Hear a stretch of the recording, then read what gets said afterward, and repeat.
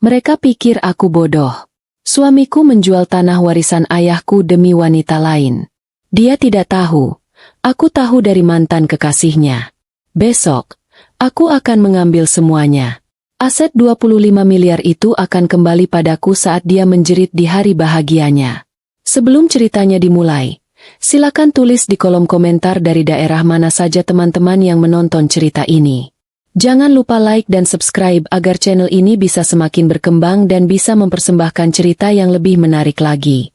Aku memarkir mobilku agak jauh dari lobi utama Hotel Bintang 5 itu.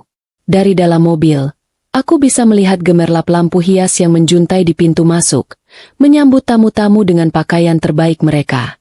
Musik instrumental yang mewah terdengar samar-samar, bahkan sampai ke tempatku mematung di balik kemudi.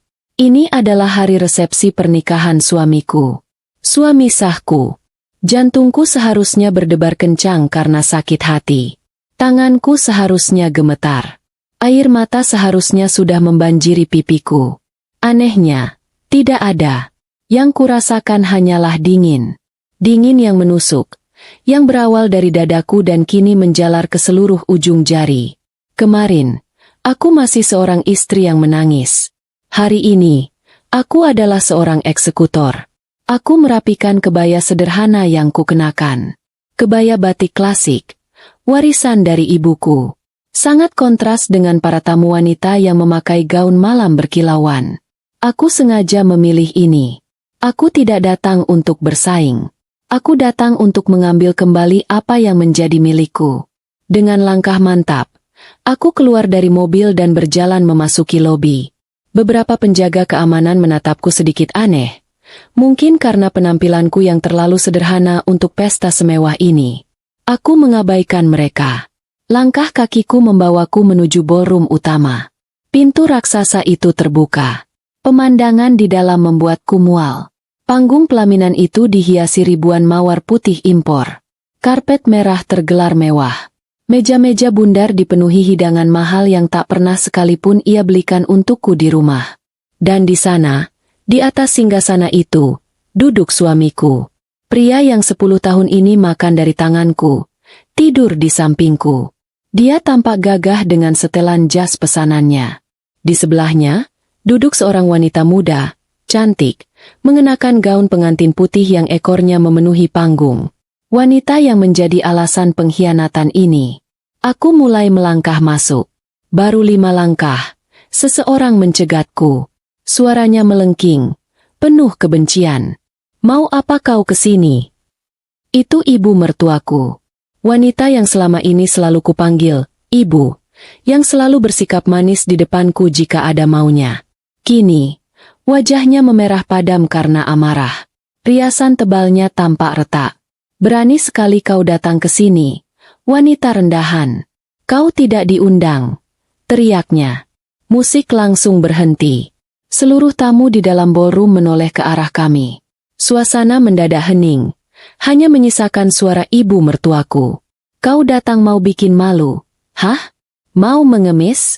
Sudah tidak ada gunanya. Aku hanya diam menatapnya. Kubiarkan dia mengeluarkan semua racunnya.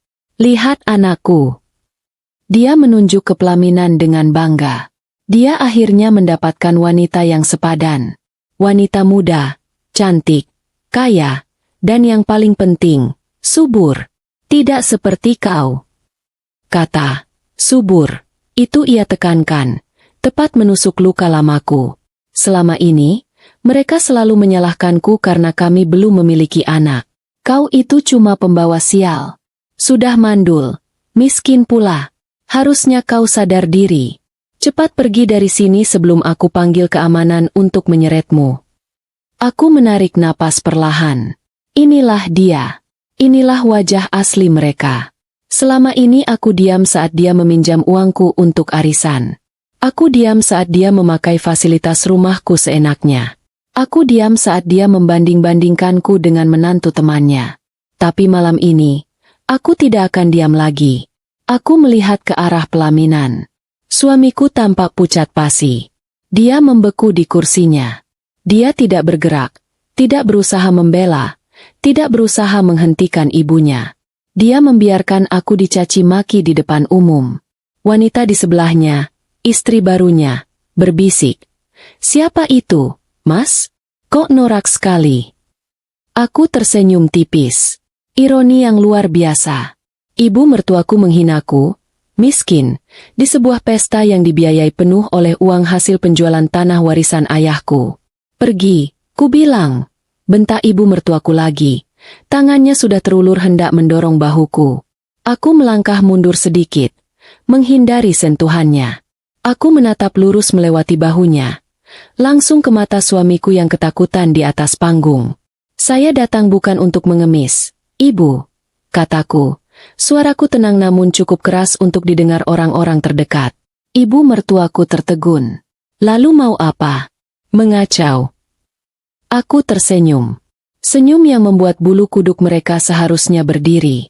"Saya datang untuk memberi selamat atas pernikahan kalian," kataku, lalu aku sengaja memberi jeda, membiarkan ketegangan memenuhi ruangan. "Sekaligus," lanjutku, "mengambil kembali semua yang menjadi hak saya." Ibu mertuaku tertawa mengejek. "Hak? Hak apa? Kau sudah tidak punya apa-apa lagi. Kau sudah diceraikan secara agama." "Kita lihat saja nanti," bisikku. Aku tidak mempedulikannya lagi. Aku melangkah melewatinya, berjalan lurus menuju pelaminan, menuju suamiku yang kini mulai gemetar hebat. Pertunjukan sesungguhnya baru saja akan dimulai. Semua kengerian ini dimulai kemarin. 1 hari sebelumnya.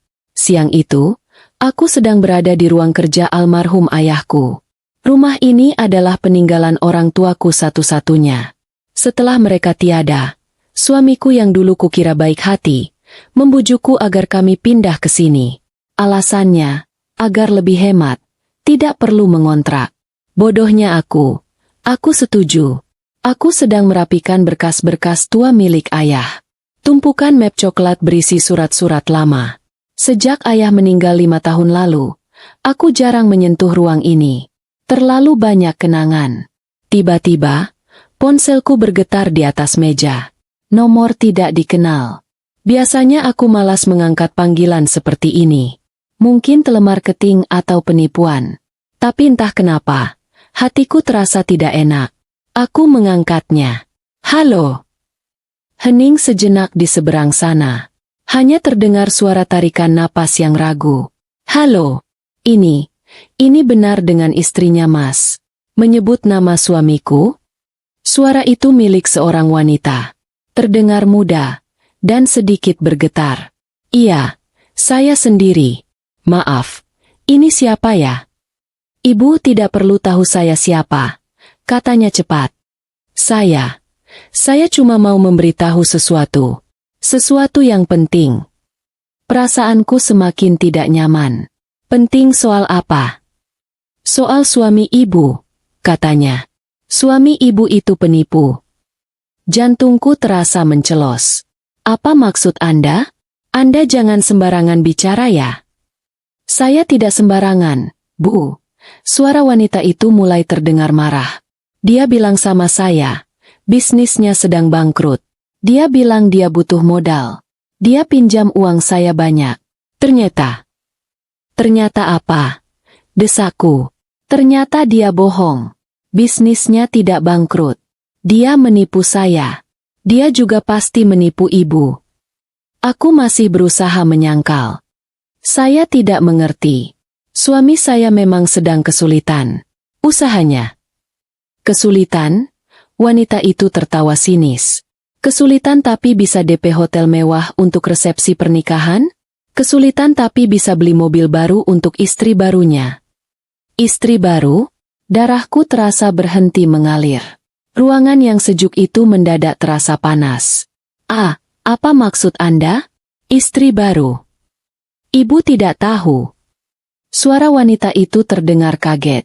Ya Tuhan, jadi ibu juga ditipu habis-habisan.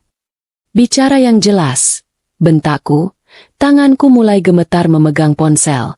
Suami ibu akan menikah lagi. Besok, di Hotel Imperial. Dia menikah dengan perempuan kaya. Aku terduduk di kursi.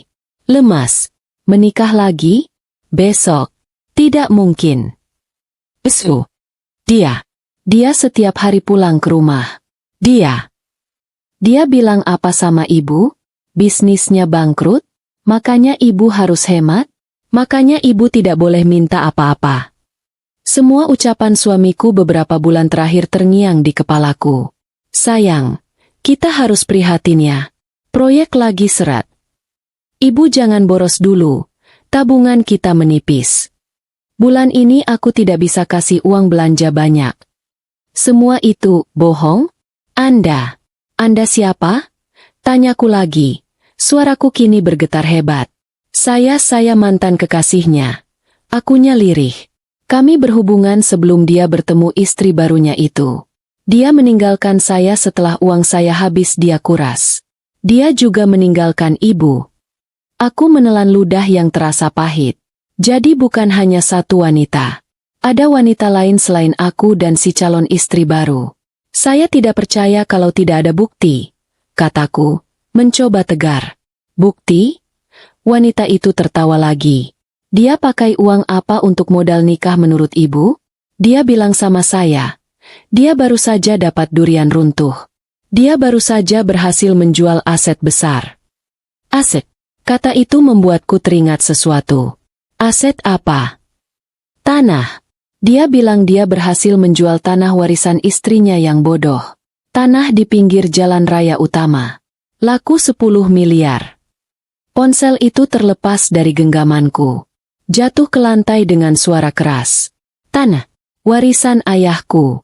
Tanah satu-satunya yang kumiliki. Yang surat-suratnya.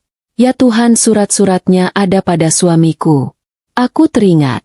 6 bulan lalu, dia datang padaku dengan wajah memelas. Sayang, surat tanah warisan ayahmu di mana? Biar aku bantu urus pajaknya. Sekalian aku mau cek. Siapa tahu bisa kita jadikan agunan di bank untuk tambahan modal. Aku, istri bodoh yang terlalu percaya, memberikannya. Aku bahkan menandatangani beberapa berkas yang dia bilang, hanya formalitas pajak. 10 miliar. Uang hasil keringat ayahku. Dijual. Oleh suamiku sendiri. Tanpa izinku. Dan uang itu. Dia pakai uang itu untuk modal menikahi wanita lain. Suara wanita di telepon, yang rupanya sudah ku loudspeaker, kembali terdengar. Resepsinya besok. Mewah sekali. Dia bilang sama saya, dia sudah muak hidup sama ibu. Muak kenapa? Tanyaku kosong. Dia bilang maaf bu, dia bilang dia muak hidup dengan istri yang biasa-biasa saja. Dia bilang ibu tidak bisa memberinya keturunan. Dia ingin hidup baru yang lebih wah. Biasa-biasa saja. Tidak bisa memberi keturunan. Lebih sakit daripada tamparan.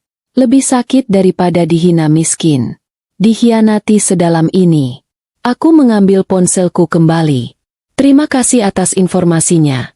Kataku dengan suara dingin yang mengejutkan diriku sendiri. Ibu mau apa? Aku akan melakukan apa yang seharusnya kulakukan. Aku menutup telepon. Aku duduk terdiam selama hampir 1 jam di ruang kerja ayahku. Air mata tidak keluar. Yang ada hanya amarah yang membara. Pengkhianatan ini bukan hanya dilakukan suamiku. Ibu mertuaku pasti terlibat. Dia yang paling tahu soal tanah itu. Dia pasti yang mendorong suamiku untuk menjualnya. Mereka pikir aku bodoh. Mereka pikir aku lemah. Mereka lupa satu hal. Ayahku bukan hanya mewariskan tanah itu. Tatapanku beralih dari tumpukan map coklat di meja ke sebuah lukisan besar di dinding. Lukisan pemandangan yang digantung menutupi sesuatu. Aku bangkit. Aku menggeser lukisan itu. Di baliknya, sebuah brankas tanam. Aku memutar kombinasi angka yang hanya aku dan ayahku yang tahu. Pintu brankas terbuka. Di dalamnya, ada tumpukan dokumen lain. Bukan sertifikat tanah. Ini adalah senjata-ku. Sesuatu yang jauh lebih besar dari 10 miliar. Sesuatu senilai 25 miliar. Sesuatu yang akan kuhantamkan ke wajah mereka besok. Mereka ingin bermain-main? Mereka salah memilih lawan. Aku menatap brankas tanam di balik lukisan peninggalan ayahku. Brankas itu adalah saksi bisu dari hari-hari terkelam dalam hidupku, sekaligus penyelamat masa depanku. Pikiranku terbang kembali ke 5 tahun lalu. Saat itu, aku baru saja kehilangan ayahku. Dunia terasa runtuh. Aku menangis selama 40 hari, merasa sebatang kara. Suamiku dan ibu mertuaku hadir laksana malaikat. Mereka mengurus pemakaman, menemaniku siang dan malam, membawakanku makanan, dan membiarkanku menangis di bahu mereka. "Kamu tidak sendiri, sayang," kata suamiku waktu itu, mengelus rambutku. "Masih ada aku. Masih ada ibu." Ibu mertuaku mengangguk. "Anggap saja ibu ini ibu kandungmu sendiri. Ikhlaskan ayahmu." Aku percaya. Aku percaya pada topeng kebaikan mereka. Sebulan setelah ayah meninggal, pengacara ayahku, Pak Fadli, datang membacakan surat wasiat. Di luar dugaan, selain rumah ini, ayah meninggalkan sesuatu yang sangat besar. Uang tunai. Bukan warisan bisnis, tapi hasil penjualan seluruh aset bisnisnya sebelum beliau sakit keras. Beliau rupanya sudah mempersiapkan segalanya. Jumlahnya 25 miliar. Aku, yang saat itu masih diselimuti duka, bingung. Aku tidak pernah memegang uang sebanyak itu. Malam itu, di meja makan, suamiku dan ibu mertuaku membuka percakapan. "Sayang," suamiku memulai dengan sangat lembut. "Uang 25 miliar itu besar sekali. Terlalu berbahaya kalau disimpan di rekeningmu saja." "Maksud Mas?" tanyaku bingung. Ibu mertuaku menyambung. "Uang panas itu. Nak, kalau orang tahu kamu pegang uang segitu, nanti banyak yang niat jahat. Bisa-bisa kamu dirampok. Atau, kamu bisa boros. Perempuan itu kan gampang tergoda belanja." Aku hanya diam. "Ibu punya ide," lanjutnya. Matanya berbinar. "Daripada uang itu diam, lebih baik kita putar. Kita beli aset produktif. Yang aman, yang nilainya terus naik. Ibu tahu ada kompleks ruko dan satu pabrik garmen kecil yang mau dijual murah. Lokasinya bagus. 25 miliar itu pas sekali harganya. Tapi, dibeli atas nama siapa?" tanyaku. Suamiku tertawa kecil, seolah pertanyaanku lucu. "Ya atas nama ibu, dong. Siapa lagi? Ibu kan paling paham soal bisnis. Kamu dan aku fokus saja mengurus rumah tangga.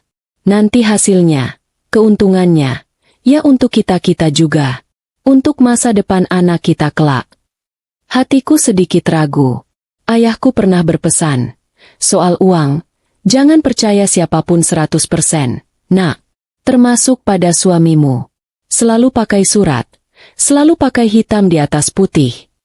Melihat keraguanku, ibu mertuaku langsung memasang wajah sedih. "Ya ampun, nak. Kamu curiga sama ibu? Sama suamimu sendiri? Kami ini mau menyelamatkan masa depanmu. Kamu ini sudah ibu anggap anak kandung. Apa ibu terlihat seperti orang yang mau menipu?" "Bukan begitu, Bu." "Sudahlah," suamiku menengahi. "Begini saja. Kita beli aset itu. Betul kata ibu, biar aman. Tapi kalau kamu ragu, kita ke notaris. Biar jelas." Disitulah letak kesalahan terbesar mereka. Mereka meremehkanku. "Aku mau," kataku mantap. "Tapi aku mau pakai notaris kepercayaan ayahku, Pak Fadli." Wajah mereka sedikit berubah, tapi mereka tidak bisa menolak. "Dan," tambahku lagi, "aku mau kita buat perjanjian. Uang 25 miliar itu, aku pinjamkan ke ibu. Jadi statusnya adalah utang piutang. Aset pabrik dan ruko itu boleh dibeli atas nama ibu, tapi itu adalah jaminan dari utang ibu kepadaku." Suamiku tertawa. "Sayang, kamu ini ada-ada saja. Kaku sekali. Kayak sama siapa?" "Ya boleh. Boleh. Biar profesional."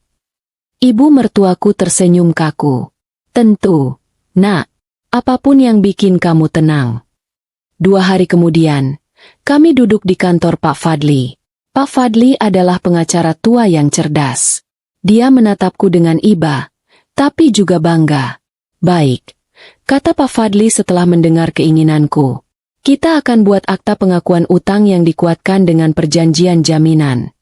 Suamiku dan ibu mertuaku hanya mengangguk-angguk, tanpa tidak sabar ingin segera memegang uang itu. Mereka pikir ini hanya formalitas. Pak Fadli mengetik, lalu membacakan draftnya.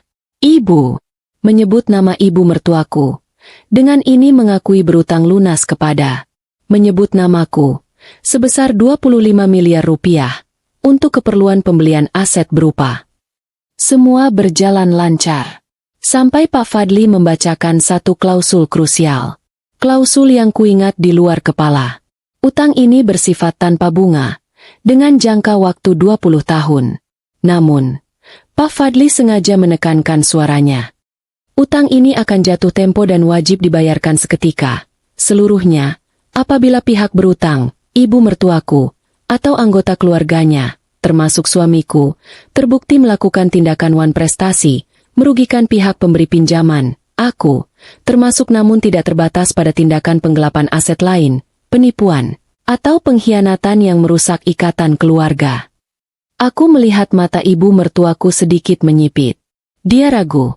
Kenapa klausulnya begitu, Pak? Tanya suamiku, mulai merasa aneh. Pak Fadli menjawab tenang. Ini standar, Mas. Untuk melindungi klien saya. Jika semua berjalan baik, perjanjian ini hanya kertas tidur. Tapi jika terjadi sesuatu yang buruk, surat ini adalah senjata klien saya. Ini hanya untuk jaga-jaga.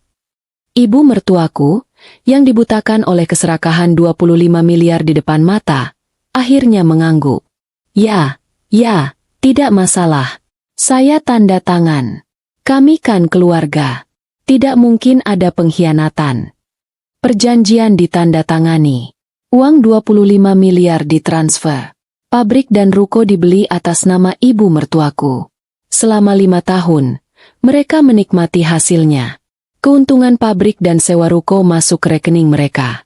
Aku tidak pernah diberi sepeser pun. Mereka bilang itu ditabung untuk kami. Dan selama 5 tahun, mereka melupakan dokumen itu. Mereka melupakan senjata yang kusembunyikan di balik lukisan ayahku. Kini, pikiranku kembali ke ruang kerja. Kemarin, setelah menerima telepon dari Sari. Aku membuka brankas. Di sana, tergeletak rapi. Akta pengakuan utang itu. Mereka telah melakukan wan prestasi. Mereka telah menjual tanah warisan ayahku 10 miliar. Mereka telah melakukan pengkhianatan. Sesuai perjanjian, utang 25 miliar itu jatuh tempo. Kemarin malam, setelah menemukan kembali surat utang itu, aku tidak lagi menangis. Amarahku sudah membeku, berubah menjadi perhitungan yang dingin. Aku tahu persis apa yang harus kulakukan. Langkah pertama, aku menekan nomor Pak Fadli. Sudah pukul 8 malam. Aku tidak peduli. Ini darurat. Halo, Pak Fadli. Maaf mengganggu malam-malam. Ini saya. Ah, iya, Nak. Ada apa? Tumben sekali. Jawabnya ramah. Pak, kataku tanpa basa-basi. Saya butuh bantuan hukum segera. Besok pagi, saya mau menagih utang 25 miliar ibu mertua saya. Hening sejenak di seberang sana. Utang yang 25 miliar yang 5 tahun lalu itu? Ada apa ini? Aku menceritakan semuanya. Singkat, padat, dan jelas. Tentang suamiku yang akan menikah lagi besok. Tentang informan yang menelepon. Dan puncaknya, tentang penjualan tanah warisan ayahku senilai 10 miliar, yang surat-suratnya kuserahkan padanya untuk mengurus pajak. Suara Pak Fadli langsung berubah. Dari ramah, menjadi tajam dan marah. Apa? Dia menjual tanah itu? Tanpa izinmu? Memakai uangnya untuk menikah lagi? Benar, Pak. Dan menurut saya, itu adalah wan prestasi yang sempurna untuk klausul di surat utang kita. Sempurna, desis Pak Fadli. Ini bukan cuma wan prestasi, Nak. Ini penggelapan dalam rumah tangga. Ini pidana. Mereka pikir kamu bodoh. Saya memang bodoh, Pak. Tapi kebodohan saya sudah berakhir hari ini. Bagus, kata Pak Fadli. Sekarang dengarkan saya. Kita tidak punya banyak waktu.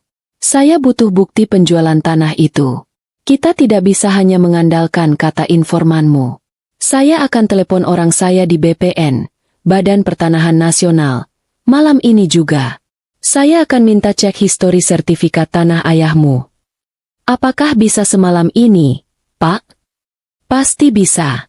Demi almarhum ayahmu, saya akan kerahkan semua koneksi saya.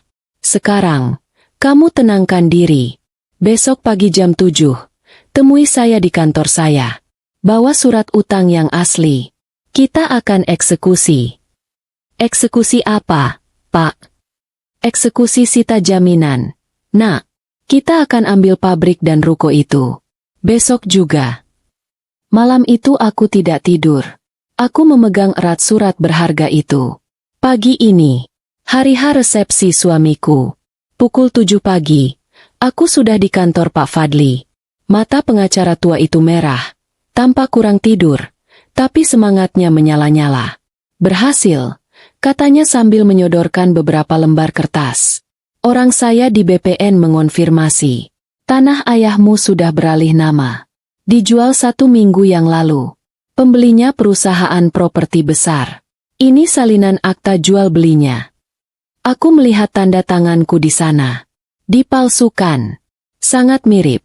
Tapi aku tahu itu palsu. Dan ini, Pak Fadli menunjuk berkas lain.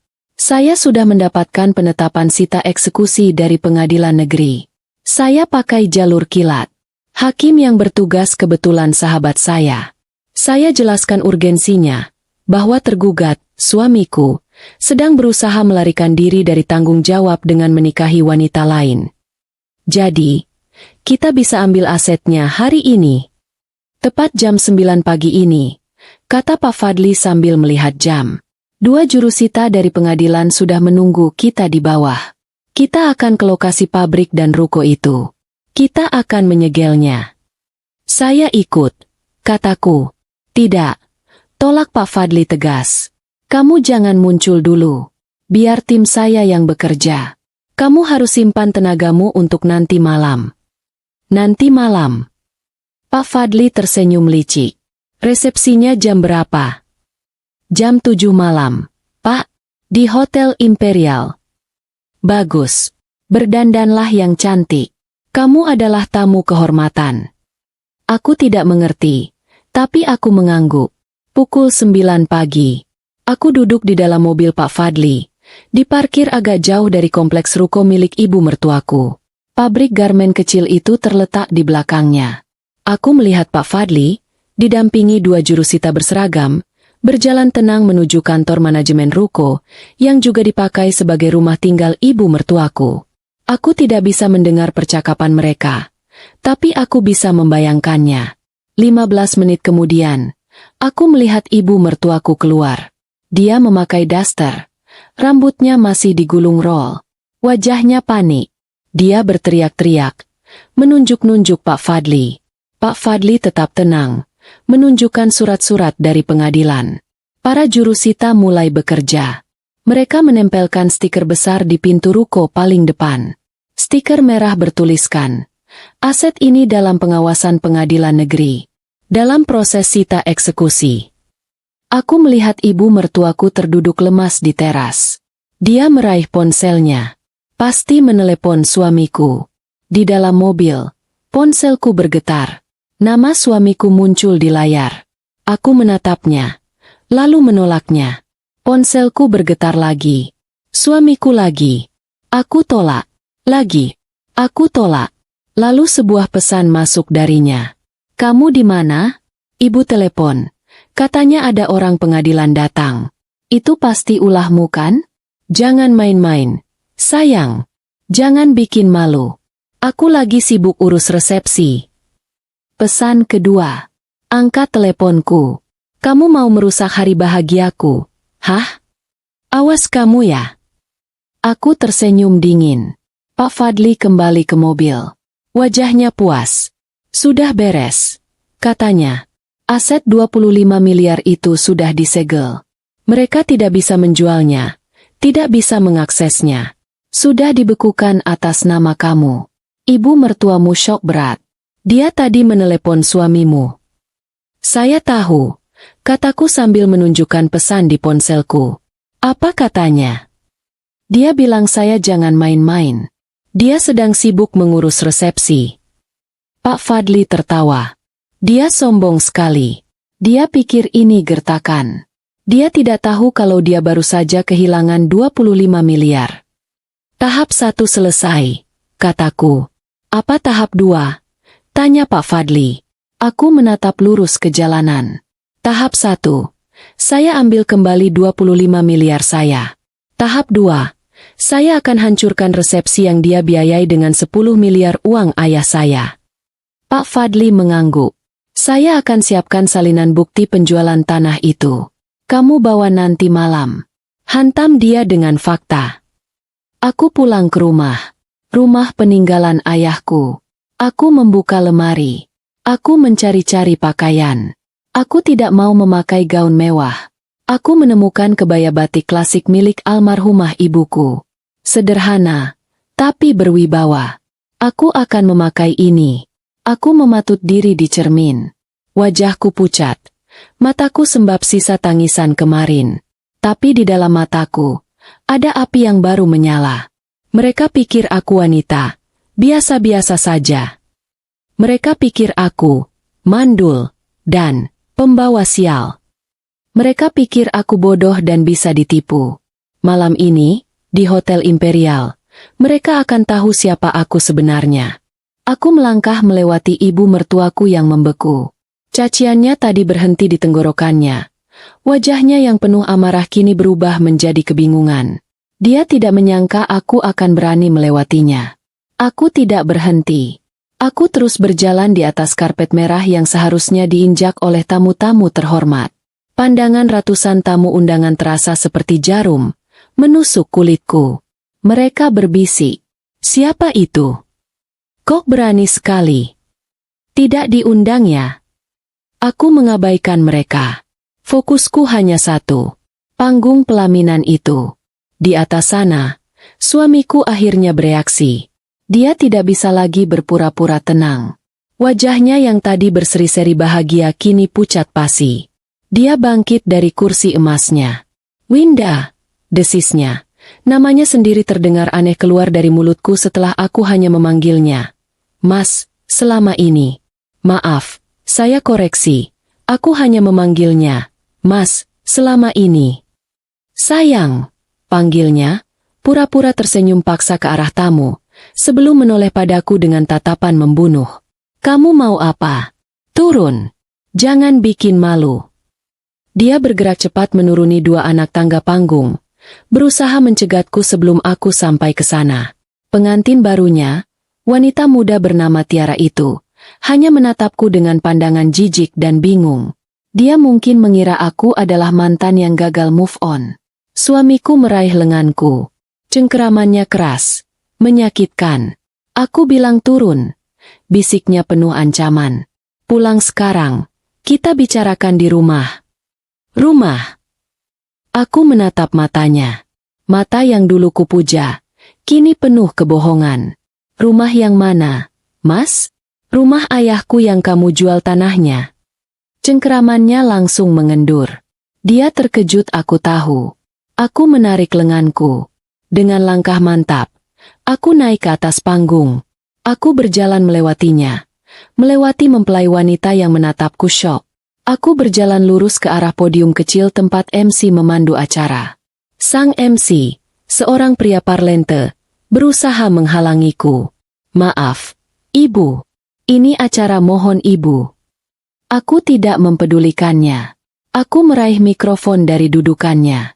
Sebuah suara decit yang memekakan telinga terdengar di seluruh penjuru ballroom. Nguing. Musik instrumen yang mewah itu langsung mati. Para pramusaji berhenti bergerak. Para tamu yang sedang makan meletakkan sendok garpu mereka. Hening. 100% hening. Semua mata kini tertuju padaku. Wanita berkebaya sederhana yang berdiri di tengah kemewahan palsu ini. Aku menarik napas. Inilah saatnya. Selamat malam, kataku. Suaraku, yang diperkuat oleh sistem suara mahal, terdengar tenang dan jelas. Menggema. Maaf mengganggu pesta yang indah ini. Aku menoleh ke suamiku. Dia mematung di anak tangga. Wajahnya adalah campuran antara panik dan amarah yang luar biasa. Ibu mertuaku kini sudah berada di bawah panggung, menatapku dengan mulut ternganga. Para tamu undangan yang terhormat, lanjutku. Saya yakin banyak dari Anda yang bertanya-tanya, siapa saya? Aku mengarahkan pandanganku pada pria yang telah menghancurkan hidupku. Perkenalkan, saya adalah istri pertama, dan masih sah secara hukum, dari pria yang sedang merayakan pernikahannya di panggung ini. Ratusan orang di ruangan itu menarik napas bersamaan. Suara, hah, dan, astaga, terdengar riuh. Mempelai wanita, Tiara, langsung berdiri. Apa maksudmu? Sah. Mas, kamu bilang kamu sudah cerai. Suamiku tergagap. Dia bohong. Sayang, dia bohong. Saya datang ke sini bukan untuk mengacau, kataku, memotong kepanikan mereka. Saya datang bukan untuk meminta suami saya kembali. Saya tidak sudi. Saya hanya punya satu pertanyaan sederhana. Aku menatap lurus ke mata suamiku. Kubiarkan dia merasakan setiap detik ketakutan yang menjalar di tubuhnya. Mas, panggilku, panggilan yang dulu penuh cinta, kini penuh racun. Resepsi pernikahanmu yang kedua ini. Resepsi yang luar biasa mewah. Hotel bintang 5. Dekorasi bunga impor. Makanan yang melimpah. Aku sengaja memberi jeda. Kubiarkan semua orang mencerna kata-kataku. Modalnya dari mana? Dia tidak menjawab. Dia hanya gemetar. Saya bantu jawab. Kataku, apakah modal resepsi mewah ini berasal dari uang 10 miliar? Aku melihat mata ibu mertuaku terbelalak ngeri. Hasil dari kamu menjual tanah warisan almarhum ayah saya secara diam-diam. Bom! Kekacauan itu meledak seketika. Apa? Itu bukan suara tamu. Itu suara seorang pria parubaya yang duduk di meja VIP keluarga mempelai wanita. Pasti ayahnya Tiara. Dia menggebrak meja. Tiara sendiri terhuyung. Tanah siapa? 10 miliar? Mas, apa maksud perempuan ini? Ruangan itu mendadak riuh seperti pasar. Para tamu berdiri dari kursi mereka, saling berbisik, menunjuk ke arah panggung. Ponsel di mana-mana terangkat, mulai merekam. Suamiku akhirnya menemukan suaranya. Tapi itu bukan suara tenang. Itu teriakan. Diam kamu. Fitnah, teriaknya. Mencoba merebut mikrofon dariku. Aku mengelak. Semua yang dia katakan itu bohong. Teriaknya pada para tamu. Jangan percaya. Dia mantan istri saya yang stres. Dia tidak terima saya ceraikan. Dia gila. Ibu mertuaku, melihat anaknya panik, ikut naik ke panggung. Benar, teriaknya. Mencoba membantuku. Wanita ini gila. Dia sakit hati karena anak saya lebih memilih wanita yang lebih baik. Dia mandul. Dia iri. Usir dia. Keamanan. Mana keamanan? Seret wanita gila ini keluar dari pesta anak saya. Serangan psikologis mereka kini berbalik. Mereka mencoba melukisku sebagai wanita gila yang cemburu. Mereka menghinaku. Mandul. Lagi di depan ratusan orang. Dulu, hinaan itu akan membuatku menangis. Tapi tidak hari ini. Aku hanya tersenyum tipis ke mikrofon. Gila? Tanyaku. Stres? Mandul? Jadi, aku menoleh ke suamiku. Menjual tanah warisan istri sah di belakang punggungnya. Memakai uang itu untuk menikahi wanita simpananmu. Dan saat istri sahmu datang meminta kejelasan, kamu menyebutnya gila? Aku menoleh ke mempelai wanita, Tiara. Kamu dengar itu? Dia menyebutku mantan istri. Padahal surat cerai saja belum ada. Dia berani membohongiku selama 10 tahun. Apa kamu yakin dia tidak membohongimu? Tiara menatap suamiku dengan pandangan ngeri. Mas, jawab aku, itu tidak benar, kan? Uang ini kan uang bisnismu. Tentu saja, sayang. Tentu saja. Suamiku berusaha menenangkan istri barunya, sambil melotot padaku. Ibu mertuaku kembali berteriak. Omong kosong. Dia hanya bicara tanpa bukti. Dia cuma mau merusak kebahagiaan kami. Kalau kamu berani, mana buktinya? Hah? Mana buktinya kalau anak saya jual tanahmu? Itu dia. Umpan yang kutunggu-tunggu. Aku tersenyum menatap ibu mertuaku. Wajahnya penuh kemenangan. Merasa yakin aku hanya menggertak. Dia pikir aku datang dengan tangan kosong. Hanya bermodal mulut. Bukti? Tanyaku dengan tenang ke mikrofon. Suaraku menggema, memotong keriuhan di dalam ballroom. Ibu mertuaku bertanya apa buktinya. Aku menoleh pada suamiku, yang masih berusaha menenangkan Tiara yang mulai menangis. Kamu juga mau lihat buktinya, Mas? Dia tidak menjawab. Dia hanya menatapku dengan benci. Baiklah, kataku. Kalian yang meminta. Aku merogoh saku kecil di dalam kebaya yang kukenakan. Aku mengeluarkan sebuah benda kecil. Sebuah flash drive. Aku mengangkatnya tinggi-tinggi agar semua orang bisa melihat. Resepsi mewah pasti punya layar proyektor yang besar, kan? Tanyaku retoris. Aku menoleh ke belakang panggung. Di sana, layar LED raksasa yang tadi menampilkan foto-foto prewedding romantis mereka masih menyala. Mas operator, panggilku ke arah bilik teknisi di sudut ruangan. Tolong hentikan dulu video romantis itu. Saya punya sesuatu yang lebih menarik untuk ditayangkan. Operator itu tampak bingung. Dia menatap suamiku, punya acara, meminta persetujuan. Suamiku langsung panik. Dia sadar apa yang akan terjadi. Jangan, teriaknya. Jangan diputar. Apapun yang dia kasih, jangan diputar. Dia berlari ke arah bilik operator, hendak menghentikannya. Pak, sebuah suara berat dan berwibawa tiba-tiba terdengar dari dekat bilik operator. Semua orang menoleh. Di sana berdiri Pak Fadli, pengacara keluargaku, yang sudah menyelinap masuk tanpa ada yang menyadari. Dia mengenakan setelan jas terbaiknya. Pak Fadli menunjukkan kartu identitas pengacaranya kepada operator dan penjaga keamanan yang hendak menghentikannya. Putar flash drive itu, perintah Pak Fadli. Isinya adalah barang bukti legal untuk laporan kepolisian yang akan kami buat malam ini juga atas tindak pidana pemalsuan dokumen dan penggelapan. Ancaman kata, kepolisian, membuat operator dan keamanan itu mundur. Suamiku terlambat. Pak Fadli sudah menyerahkan flash drive itu. 1 detik, 2 detik. Layar LED raksasa di belakang panggung pelaminan itu berubah. Foto prewedding yang mesra itu hilang. Layar menjadi hitam. Lalu, sebuah dokumen muncul. Gambar pindaian yang sangat jelas. Terlihat kop surat notaris dan judul besar. Akta jual beli. Ruangan itu hening seketika. Para tamu undangan, kataku, suaraku kembali mengisi ruangan. Itu, aku menunjuk ke layar, adalah akta jual beli. Dibuat tepat 1 minggu yang lalu. Dengan objek jual beli. Sebidang tanah, seluas 2000 meter persegi, di lokasi. Aku menyebutkan lokasi persis tanah warisan ayahku. Wajah ibu mertuaku langsung kehilangan warna. Tolong perbesar bagian penjual. Pintaku pada operator. Layar berganti. Fokus pada kolom tanda tangan. Di sana, ada namaku. Dan tanda tanganku. Itu, kataku lagi, adalah nama saya. Dan itu adalah tanda tangan saya yang dipalsukan.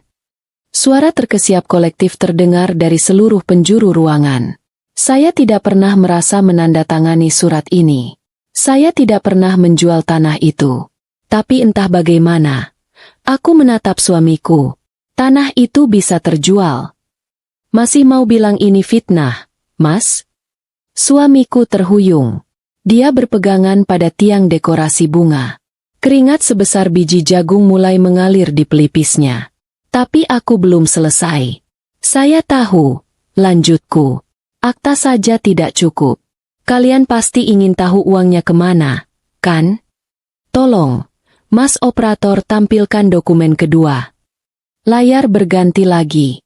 Kali ini, sebuah bukti transfer. Sebuah slip setoran dari bank ternama. Ini, kataku, adalah bukti pembayaran dari perusahaan properti yang membeli tanah itu. Lihat tanggalnya. 6 hari yang lalu. Aku meminta operator memperbesar nominalnya. 10 miliar rupiah. Lalu, aku meminta diperbesar ke bagian nomor rekening tujuan. Dan itu adalah nomor rekening penerimanya. Bukan rekening perusahaan atas nama suami saya. Bukan rekening bersama kami. Tapi rekening pribadi atas nama suami saya. Selesai. Fakta itu telak menghantam mereka. Ruangan itu meledak. Kali ini bukan bisik-bisik. Orang-orang berteriak. Ya Tuhan, itu kriminal. Gila, nekat sekali. Tapi suara yang paling keras, sekali lagi, datang dari meja keluarga mempelai wanita. Ayah Tiara bangkit. Wajahnya merah pada menahan murka.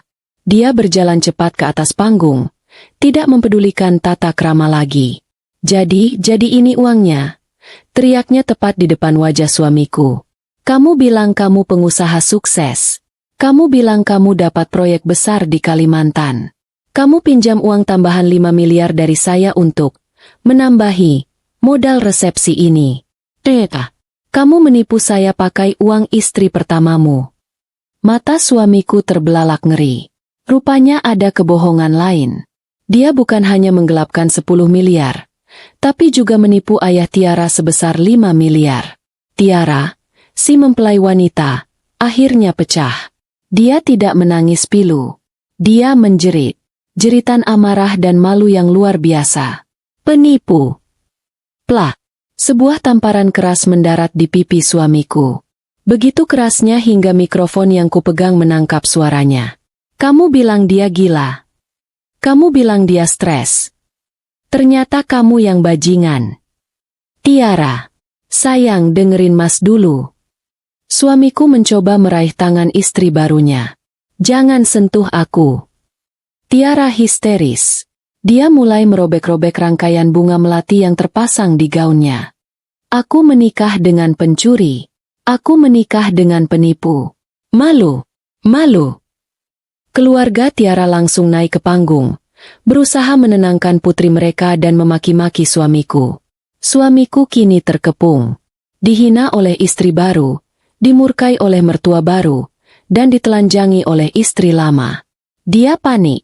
Dia mencari-cari pembelaan. Matanya tertuju pada satu orang. Ibunya. Ibu mertuaku masih berdiri di panggung, gemetar. Tapi dia belum kalah. Masih ada satu kartu as yang dia pikir dia miliki. Kekacauan di panggung itu adalah musik termanis yang pernah kudengar. Istri baru suamiku menjerit histeris, ayahnya mengamuk, dan suamiku, pria yang 10 tahun ini kusebut sebagai pelindungku, kini berlutut, memegangi pipinya yang memerah karena tamparan. Para tamu undangan tidak lagi duduk manis. Mereka berdiri, ponsel teracung, merekam drama paling memalukan yang pernah mereka saksikan. Ini bukan lagi resepsi pernikahan. Ini adalah ruang pengadilan publik. Suamiku, dalam kepanikan total, matanya liar mencari pertolongan. Dia sudah ditelanjangi oleh istri pertamanya, aku, ditampar oleh istri keduanya, Tiara, dan diancam oleh mertua barunya. Dia menatap ke satu-satunya orang yang tersisa. Ibu. Panggilnya. Suaranya parau. Bu. Tolong, Bu. Ibu mertuaku, yang sejak tadi membeku melihat bukti transfer 10 miliar, akhirnya tersadar. Wajahnya yang pucat kini berganti menjadi merah padam karena amarah. Ini bukan lagi soal malu. Ini soal harga diri. Dia mengambil langkah maju, merebut mikrofon dari tanganku. Aku membiarkannya. Aku ingin dia bicara. Diam kalian semua. Teriaknya ke mikrofon. Suaranya memekakan telinga. Ruangan itu perlahan hening. Semua mata beralih padanya. Dia menatap ayah Tiara dengan pandangan meremehkan. Jadi hanya karena 10 miliar? Hah? Dan 5 miliar utang pada Bapak? Bapak pikir kami keluarga miskin? Ayah Tiara mendengus. Bukan miskin lagi. Kalian penipu. Halah, bentak ibu mertuaku. Uang 15 miliar itu kecil. Kecil. Kalian tahu siapa kami? Keluarga kami masih punya aset 25 miliar. Pabrik dan kompleks ruko itu nilainya jauh di atas utang kami. Kami bisa ganti kerugian kalian 10 kali lipat. Dia berbicara dengan sombong, mencoba menyelamatkan muka, mencoba meyakinkan besan barunya bahwa mereka tidak salah memilih keluarga. Itu dia. Umpan terakhir yang kulempar. Akhirnya dimakan. Suamiku, mendengar ibunya menyebut aset 25 miliar itu, wajahnya langsung berseri. Dia lupa. Dia lupa pada penyitaan tadi pagi. Dia lupa pada surat utang itu. Dia pikir ibunya baru saja menyelamatkan situasi. Dengar itu, teriak suamiku pada Tiara. Dengar, kita masih kaya. Ibu masih punya 25 miliar. Perempuan ini, dia menunjukku, tidak akan bisa menghancurkan kita. Aku tertawa. Bukan tawa sinis. Aku tertawa lepas. Begitu keras, hingga aku harus memegang perutku.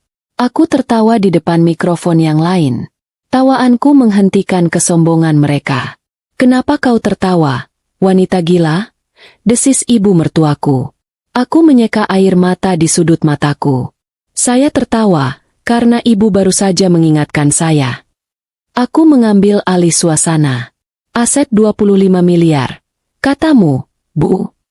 Aku berjalan pelan ke arahnya. Aset ruko dan pabrik garmen yang ibu banggakan itu? Aset yang ibu beli 5 tahun lalu. Wajahnya berubah. Dia mulai ingat. Para tamu undangan, kataku, kembali berbicara pada penonton.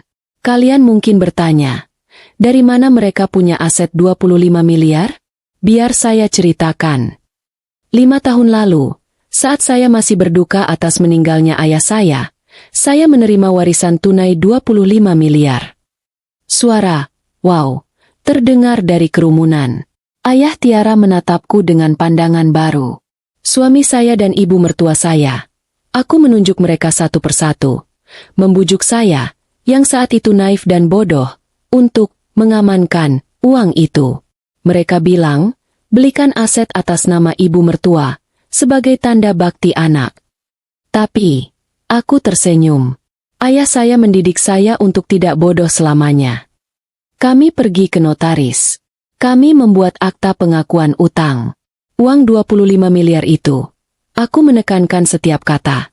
Saya pinjamkan kepada ibu mertua saya. Dan aset pabrik serta ruko itu adalah jaminannya. Wajah suamiku dan ibu mertuaku kini bukan pucat lagi, tapi putih. Seperti kertas. Mereka tahu kemana arah pembicaraan ini. Dan di dalam surat utang itu, lanjutku, ada satu klausul kecil yang kalian lupakan. Klausul itu berbunyi, utang 25 miliar ini akan jatuh tempo dan wajib dibayarkan seketika apabila pihak peminjam, ibu mertuaku, atau anggota keluarganya, suamiku, terbukti melakukan prestasi, penggelapan, penipuan, atau pengkhianatan. Aku menoleh ke suamiku. Dan hari ini, kamu, suamiku, telah menggelapkan 10 miliar uang tanah warisan ayahku.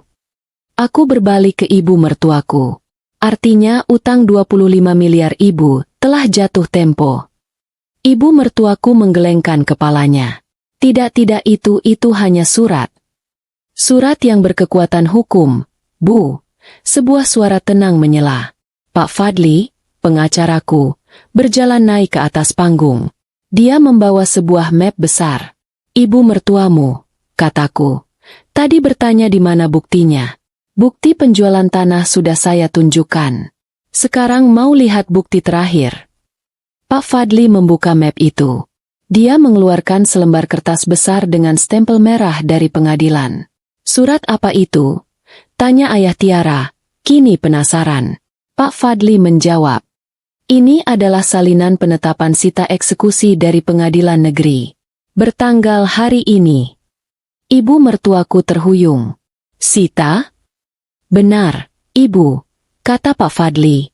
Karena klien saya, aku, telah membuktikan telah terjadi wan prestasi dan penggelapan, maka tadi pagi, pukul 9 seluruh aset atas nama ibu pabrik dan kompleks ruko senilai 25 miliar itu telah resmi disita oleh pengadilan sebagai pembayaran utang ibu kepada klien saya.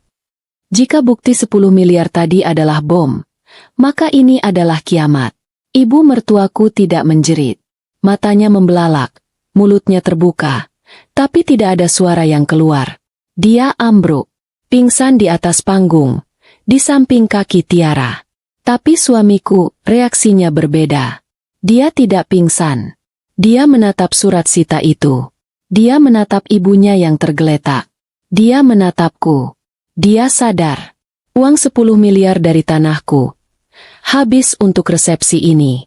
Uang 5 miliar pinjaman dari ayah Tiara harus dikembalikan.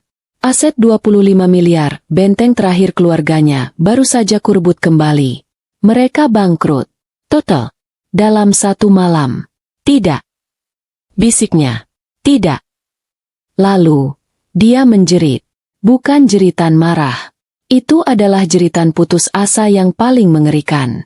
Jeritan seorang pria yang kehilangan segalanya dalam sekejap. Tidak. Dia menjambak rambutnya sendiri. Aset ibu, pabrik, ruko, uangku, habis, semuanya habis. Dia berteriak histeris. Dia berguling di panggung, menangis seperti anak kecil, memukul-mukul lantai di tengah dekorasi bunga mawar putih yang mahal. Kamu, ini semua karenamu, perempuan sialan. Dia merangkak, mencoba menyerangku. Tapi Pak Fadli dan ayah Tiara sudah menahannya. Keamanan. Teriak ayah Tiara. Serat penipu ini keluar. Panggil polisi. Saya tidak mau lihat wajahnya lagi. Tiara, si mempelai wanita, menatap suaminya yang menjerit-jerit di lantai. Dia tidak lagi menangis. Wajahnya datar dan dingin. Dia menarik kerudung pengantinnya, melemparkannya ke wajah suamiku yang sedang meracau. Aku minta cerai. Malam ini juga. Desisnya. Ayah Tiara menatapku. Nona, katanya padaku. Saya minta maaf atas nama keluarga saya. Kami juga tertipu. Saya akan pastikan dia membusuk di penjara. Aku hanya mengangguk. Para petugas keamanan hotel berdatangan. Mereka mengangkat suamiku yang terus meronta dan menjerit. Uangku. 25 miliarku. Kembalikan. Mereka juga mengangkat ibu mertuaku yang masih pingsan. Mereka diseret keluar dari ballroom mewah itu, melewati tamu-tamu yang memotret dan merekam. Pemandangan terakhir yang kulihat adalah suamiku, pria yang dulu gagah di pelaminan, kini diseret seperti binatang, dengan jas pengantin yang robek, sambil menjerit histeris. Aku meletakkan mikrofon itu kembali ke dudukannya. Aku berbalik. Aku berjalan menuruni panggung. Aku melintasi karpet merah, membelah kerumunan tamu yang menatapku dengan campuran ngeri, kagum, dan kasihan. Aku tidak menoleh ke belakang. Aku berjalan keluar dari hotel itu, meninggalkan reruntuhan hidup mereka. Untuk pertama kalinya dalam 10 tahun, aku merasa bisa bernapas. 6 bulan kemudian, aku menyeruput kopi pagiku di sebuah ruangan yang kini sangat kukenali. Ruangan ini dulu kantor ibu mertuaku. Berantakan, penuh nota utang arisan, dan berbau debu. Kini, ruangan itu bersih. Dindingnya kucat putih gading. Sebuah meja kayu solid yang besar menggantikan meja lamanya.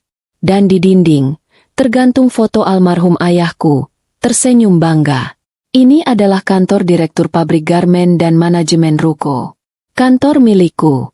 Setelah malam resepsi itu, hidupku bergerak cepat. Pak Fadli mengurus segalanya. Proses perceraianku berjalan kilat. Dengan bukti perselingkuhan, penggelapan 10 miliar, dan utang 5 miliar pada keluarga Tiara, suamiku tidak punya dasar pembelaan. Dia langsung menandatangani surat cerai dari dalam tahanan. Aset 25 miliar itu kembali padaku 100%. Pengadilan mengesahkan sita eksekusi itu karena perjanjian utang piutang kami sangat kuat dan bukti wan prestasinya tidak terbantahkan. Alih-alih menjual pabrik dan ruko itu, aku memutuskan untuk mengelolanya. Aku belajar. Aku membaca buku-buku ayahku. Aku mempekerjakan manajer profesional. Ternyata, darah bisnis ayahku mengalir deras di dalam diriku. Dalam 6 bulan, pabrik kecil yang hampir bangkrut di tangan ibu mertuaku, kini mulai mendapatkan laba. Ruko-ruko itu tersewa penuh. Pintu kantorku diketuk. Pak Fadli masuk. Dia bukan lagi pengacaraku. Dia sekarang konsultan hukum tetap perusahaanku. Pagi, Bu, sapanya, meletakkan setumpuk dokumen. Dia sengaja memanggilku, Bu, sebagai tanda hormat. Pagi, Pak, bagaimana kabarnya? Baik, katanya. Saya hanya mau menyampaikan kabar terakhir. Berkas-berkas legalitas perusahaan sudah selesai semua. Dan dia berhenti sejenak, menatapku. Saya baru dari pengadilan tadi. Ada putusan akhir. Aku menghentikan kegiatanku memeriksa laporan keuangan. Soal dia. Iya, kata Pak Fadli, mantan suami ibu. Putusannya sudah jatuh. Hakim memvonisnya 4 tahun penjara. Aku mengangguk pelan. Tidak ada rasa senang. Tidak ada juga rasa sedih. 4 tahun, lanjut Pak Fadli. Itu gabungan dari tuntutan pidana penggelapan dan pemalsuan tanda tangan tanah warisan ibu. Ditambah lagi, tuntutan penipuan 5 miliar dari ayah Nona Tiara. Bagaimana dengan ibunya? Tanyaku.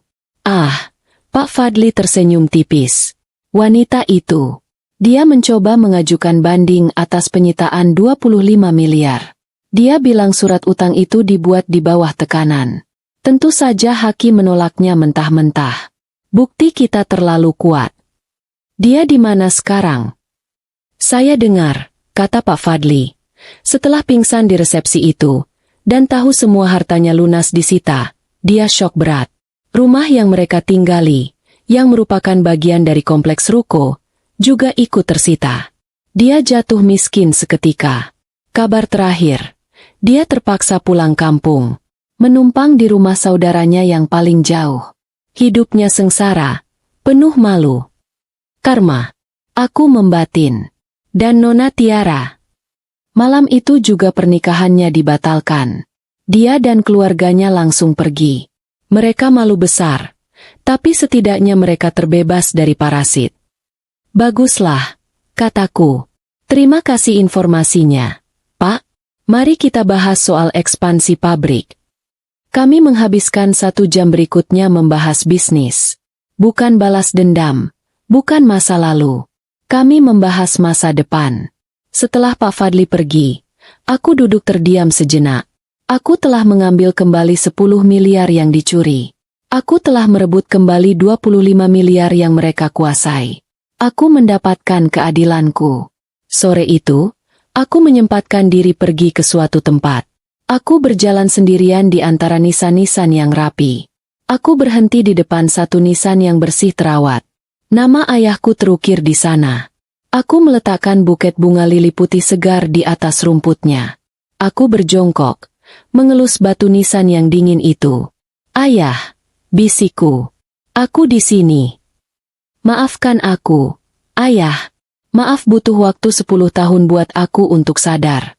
Maaf aku sempat jadi istri yang bodoh, yang membiarkan peninggalan ayah hampir direbut orang.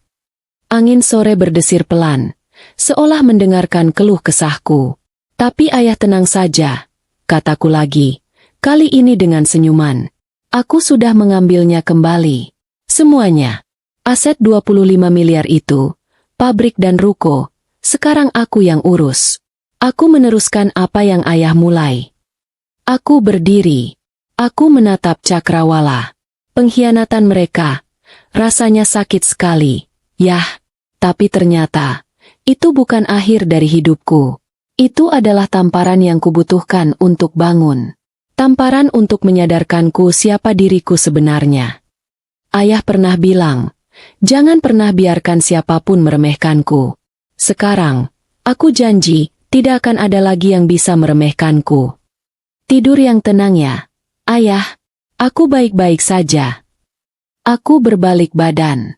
Aku berjalan meninggalkan pemakaman itu, tidak menoleh ke belakang. Aku berjalan menuju mobilku, menuju hidup baruku. Hidup sebagai wanita yang kuat, mandiri, dan utuh.